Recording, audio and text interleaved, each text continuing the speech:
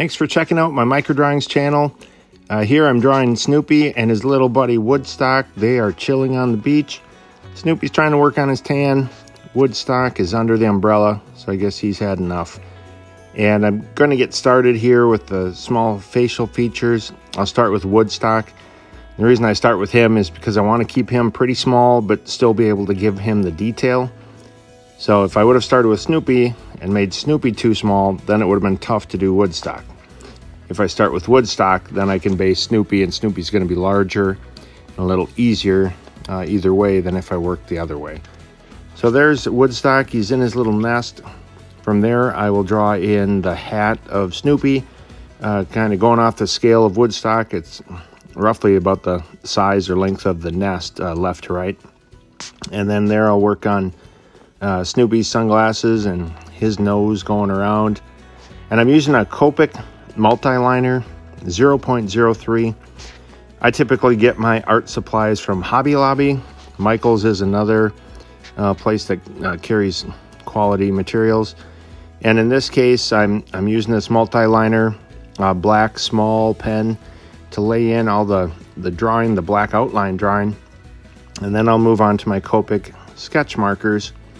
And they are alcohol, acid-free markers. They work really well. They don't bleed, especially when used on the smooth. It's a Canson XL 100 weight Bristol smooth paper that I'm using. And it's a smooth tooth. That means it's not real on a micro level. It's not real bumpy. And it's not real thick, I guess, or, can't take on a lot of ink. If you think of a paper towel, if you held the pen or the marker to that, it would just bleed, and you'd hold it in one spot and the circle or the dot would just grow and grow and grow. That's not the case with this type of paper. It holds things pretty tight.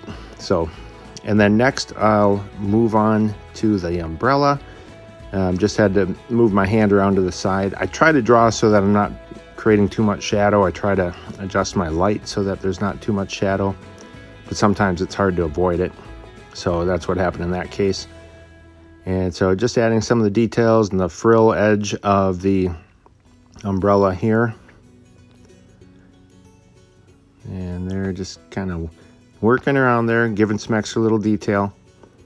And like I said, next up I'll go to the Copic sketch markers, and on those I'll try to show you the cap each time so you can see the name and the number of the sketch marker that I'm using. If you need to pause the video, please do so to grab what color that was. And I'll go through and show you each time that I use one of those.